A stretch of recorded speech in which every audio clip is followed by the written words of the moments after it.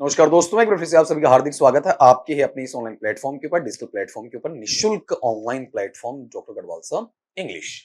But आपके सवाल हमारे जवाब for all the competitive examinations English subject में पार्ट 36 पे अपन चलते हैं। आपका वहां पर अपने सवाल अभी तक हो चुके हैं 293 294 पे बच्चे ने सवाल भेजा है। दो सेंटेंस लिख के भेजे, पहला और दूसरा। पहले में कहा write your answers in the copy, दूसरे में कहा she is my cousin sister. सवाल बच्चे का क्या है? Sir which of the following options are incorrect in the sentences mentioned above. अब आप गौर करो, आपने वहां पर ये बोला फॉलोइंग ऑप्शंस, तो बेटा जब आप फॉलोइंग लिख रहे हैं तो आपका इंस्ट्रक्शन यहां होना चाहिए। फॉलोइंग का मतलब होता है निम्नानुसार, नीचे की तरफ। तो आप यहां फॉलोइंग को गलत लिख रहे हैं, ठीक है। आपको ये दो लाइंस ऊपर डालनी चाहिए बच्चा, ठीक है। अगली बार ध्यान रखना आपको।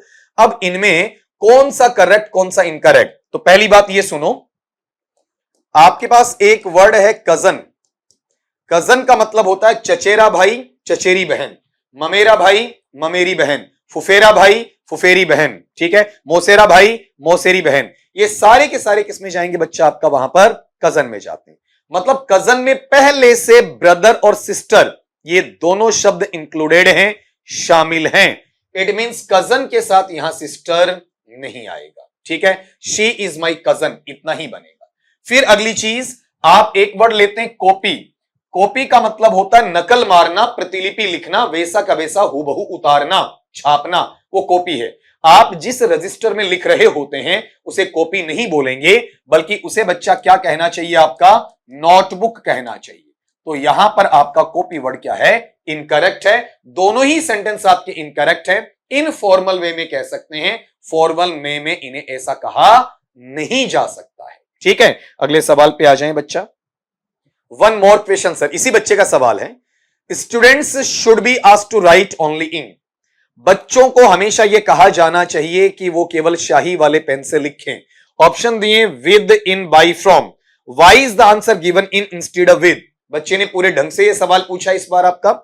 ये सुनो बेटा, विद का यूज कब करते हैं? जब किसी ऑब्जेक्ट को आप काम में लेते हैं और वो आपकी काम में असिस्टेंस या हेल्प, मदद करता है, सहायता करता है, ठीक है। लेकिन सहायता करते वक्त वो आपके हाथ को छूता भी है, तो विद आता है। जैसे मैं पेन से लिख रहा हूं, I am writing with pen.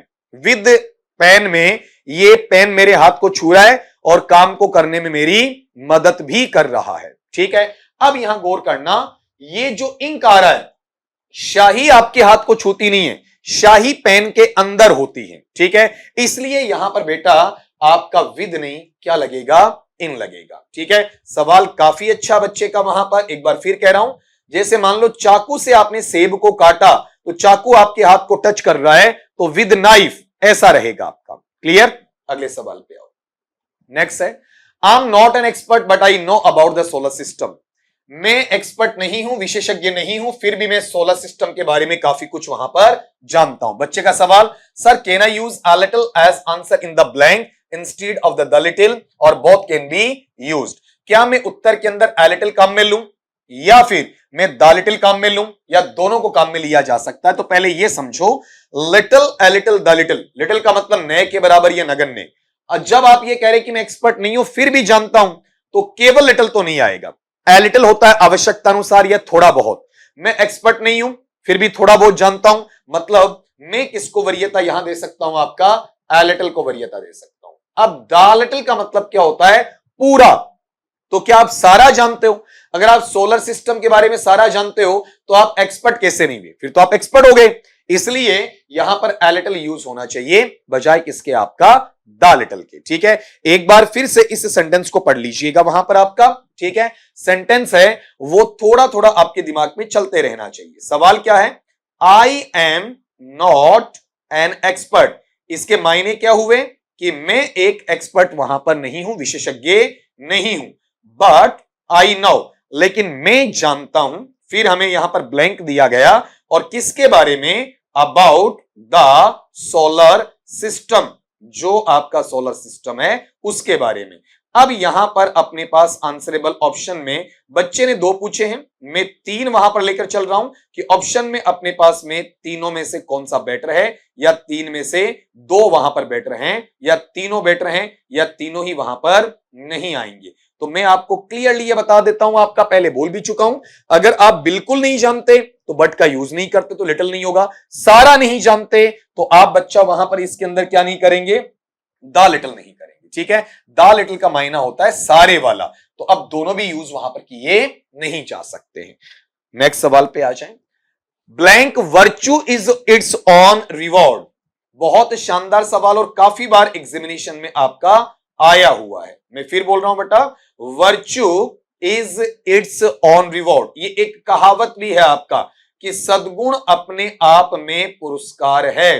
ठीक है, अब इसमें मुझे क्या आर्टिकल लेना है, ए लूं या एन लूं या फिर आपका दा लूं या फिर आपका वहां पर क्रॉस ले लूं। ठीक है, कौन सा आर्टिकल इसके अंदर वहां पर आपका लगना चाहिए, तो ये ध्यान देना, जब भी अपने पास वर्च्यू की आप बात कर रहे हैं यानी सद्गुण की बात आप वहां कर रहे हैं, तो वर्च्यू अपने आप में अनकाउंटेबल है आपका और एब्स्ट्रैक्ट नाउन में है, तो इसके पहले बच्चा आप ए और एन की तो कल्पना ही नहीं करेंगे। ठीक है, फिर दूसरी बात, ये कहावतीय अर्थ है, तो कहावतीय अर्थ होता है जैसे अपन ये बात करते हैं कि honesty is the best policy, ईमानदारी ही सर्वोत्तम नीति है, या ब्यूटी लाइज इन सिंप्लिसिटी, सुंदरता सादगी में निहित है।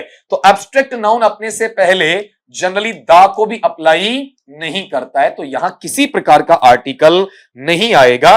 ये चीज यहां पर आर्टिकल को लेने वाली मैंडेटरी बात नहीं है। ठीक है, एब्स्ट्रैक्ट नाउन के हिसाब से भी हो गया, कहावत के हिसाब से भी वहां पर आपका देखा जाएगा, दोनों तरीकों से इसमें किसी प्रकार का आर्टिकल अप्लाई नहीं होगा।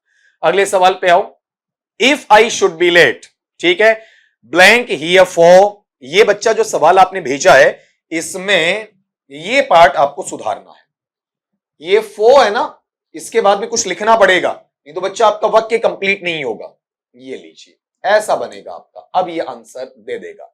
अगर मैं लेट हो जाऊं हियर फॉर मी, तो यहां मेरा इंतजार करना। अब बेटा आपने यहां पर क्या किया है, इफ से कंडीशनल दिया है। जनरली कंडीशनल के अंदर इफ क्लॉज में मॉडल ऑक्सिलियरी यूज नहीं होता है। ठीक है, लेकिन आप ये कहते हैं if I should be late, तो बेटा ये एक्चुअल में ये प्रॉपर सेंस नहीं है, आपको यहां पर यूज करना चाहिए if I am late, if I should be late नहीं होगा।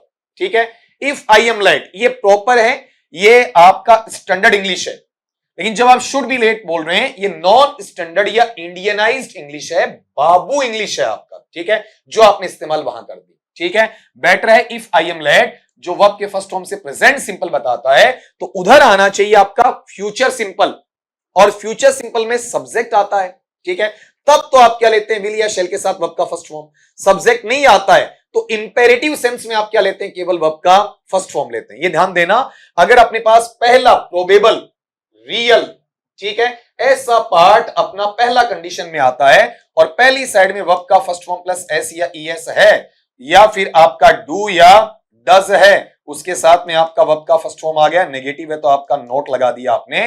अगर ऐसा है और दूसरी साइड सब्जेक्ट है, तब तो आप क्या लाओ, विल या शैल, और प्लस में क्या लेकर आओ, वर्ब का फर्स्ट फॉर्म। लेकिन अगर आपके पास में सब्जेक्ट नहीं है तो ये केवल क्या लेगा, वर्ब का फर्स्ट फॉर्म। वर्ब के फर्स्ट फॉर्म से शुरू होने का मतलब इंपेरेटिव है, और इंपेरेटिव सेंस हमें फ्यूचर सिंपल का भाव वहां पर देता है। तो यहां ये पहला कंडीशनल है, यहां सब्जेक्ट मुझे मिल नहीं रहा है, केवल वर्ब का फर्स्ट फॉर्म आएगा, और वर्ब का फर्स्ट फॉर्म क्या रहेगा, वेट रहेगा। अब तुम्हारे दिमाग में ये आता है वुड ना, बेटा ये तो कंडीशन ही नहीं थी आपकी। शैल वेट ना, ठीक है, विल वेट ना, ठीक, क्या बनेगा आपका वहां पर, वेट। अब एक बार फिर से मैं इसे पढ़ देता हूं आपका, वहां पर आराम से सुन लीजिएगा कि मैंने तुम्हें क्या बताना चाहा। सवाल अगले बच्चे ने भेजा है, if I should be late, अगर मैं लेट हो जाऊं, मतलब नॉन स्टैंडर्ड में भेज दिया बच्चे ने आपका वहां पर, और फिर ब्लैंक सीधा दिया, और फिर यहां पर दे दिया आपका हियर फॉर मी। आप जब सवाल यहां लेते हैं तो इन सवालों के साथ में आपका लॉजिकल जो इशू है वो भी आपको वहां पर पता होना चाहिए। जैसे एक अपने पास option will wait future simple में, एक अपने पास में कौन सा बेटा आपका वुड वेट है, ठीक, एक अपने पास में जो इंपेरेटिव सेंस मैंने बोला कौन सा, वेट है, और एक बच्चा इसके अंदर अपने पास में कौन सा है आपका वहां पर शैल वेट है। ठीक है, अब इन चीजों को अगर आप परखते हैं तो यहां आपको सीधा सीधा इतना ध्यान देना है कि आई शुड बी है, वो वहां पर अपने आप में केवल और केवल क्या देता है, एम का यूज देता है नॉन स्टैंडर्ड इंग्लिश में। तो उधर मुझे अगर सब्जेक्ट मिलता तो मैं फ्यूचर सिंपल में विल या शेल के साथ वर्ब का फर्स्ट फॉर्म लाता, नहीं है तो मैं फ्यूचर सिंपल ढूंढूंगा इंपेरेटिव में, और इंपेरेटिव स्टार्ट किस में होता है, वर्ब के फर्स्ट फॉर्म में। ठीक है, तो यहां गलती से शेल वेट और विल वेट ऐसा मत कर देना, आंसर रहेगा वेट। अगले सवाल पे आओ। If you blank collect the garments, ठीक है। अब यहां वाले पार्ट में देखो, अगला जो सवाल दे रहा है, इस सवाल में हमें कंप्लीशन नहीं है बेटा। जब भी सवाल भेजो ना तो आपसे एक रिक्वेस्ट ये रहेगी, आप मुझे कंप्लीशन जरूर दो, मतलब आधा अधूरा मत भेजो, नहीं तो उसमें आपको समझाने में भी दिक्कत आएगी। और बाकी बच्चे जो पढ़ने बैठे हैं अपना, वहां पर आपके सवाल हमारे जवाब से कुछ उम्मीद लेके, उन्हें भी निराशा होगी कि बच्चों ने हर कैसे सवाल भेज दिया, और आगे से हम क्या कर देंगे, फिर आपका इन सवालों को लेना बंद कर देंगे आपका। ठीक है, इन्हें बाईपास कर देंगे आपका वहां पर, कि इस सवाल को कंप्लीट नहीं भेज रहे हो तो उसके मायने क्या रहे। आप मॉडल ऑक्सिलरी पूछ रहे हो लेकिन आपके पास में सिंगल क्लोज दिया हुआ है, जो डबल क्लोज वहां कंडीशनल में होना चाहिए वो आपने अवेलेबल मुझे करवाया ही नहीं। फिर भी चलो मैं समझा देता हूं आपको कि आपने क्या सवाल मुझसे वहां पर पूछना चाहा है। ठीक है, ये गौर करो इसके अंदर किस तरीके से आप वहां पर ले रहे हैं। एक्चुअल में ये इंटेंशन है आपका, ठीक है, इरादा आपको वहां पर शो करके दिया जा रहा है।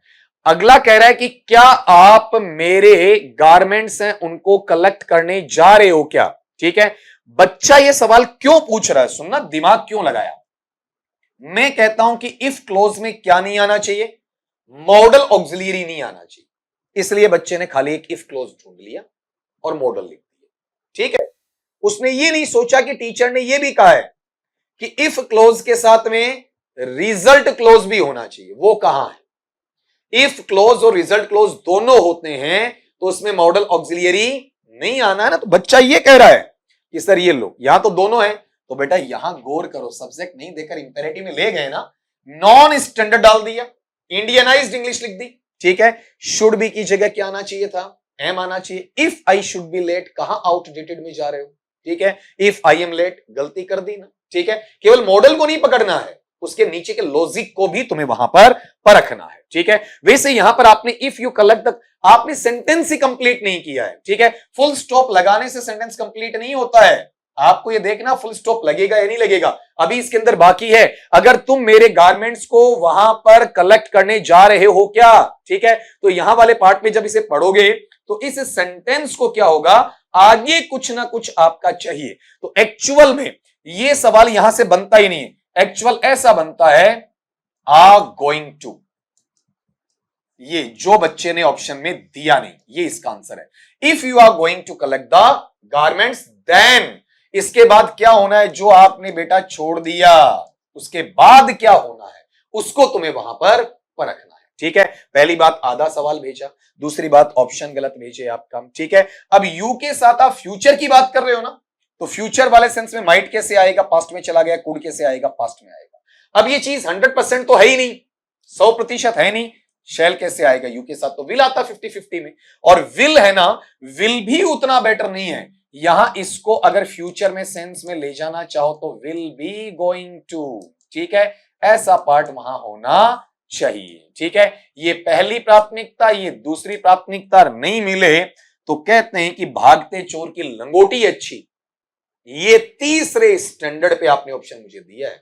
कभी भी परीक्षक, कभी भी पेपर सेटर, प्रश्न पत्र निर्माता ऐसी चीजों पर ध्यान नहीं देता है। ठीक है, इतने हल्के लेवल पर जाकर ये चीज नहीं पूछेगा जहां पर त्रुटियों की भरमार हो जाए। ठीक है, पहली बात सवाल पूरा नहीं, दूसरी बात इफ क्लोज के अंदर आप प्रपोजल डाल रहे हैं, ठीक है, जो जाना चाहिए आर गोइंग से। ठीक है, फिर जबरदस्ती से सेकेंडरी मॉडल में कन्वर्ट करना चाहें तो जाना चाहिए विल बी गोइंग टू। ठीक है, नहीं है आपके पास, आप इनमें से संभावित क्षमता ढूंढ रहे हैं। बेटा ये जो दो सवाल इस बच्चे ने, ठीक, और इस बच्चे ने जो पूछा है, उन्हें कम से कम अपनी नॉलेज को थोड़ा परखने की आवश्यकता है बेटा। ठीक है, थोड़ा सा देखना है, मतलब आप बुरे नहीं हो, आपने गलत नहीं पूछा है, आपके दिमाग में कहीं सवाल आया है तो आपने मेरे से पूछा। ठीक है, लेकिन मेरा दायित्व एक बड़ा भाई होने के नाते आपको डांटने का, आपको सही रास्ता दिखाने का, ठीक है, कि मटेरियल हमें वहां से पढ़ना चाहिए जहां वो चीजें ऑथेंटिक हो, जहां सही। मैं ये नहीं कहता गलती किसी से नहीं हो सकती, किसी से भी हो सकती है। मैं यहां पर आर लिखूं, हो सकता मैंने एम लिख दिया हो, ठीक है।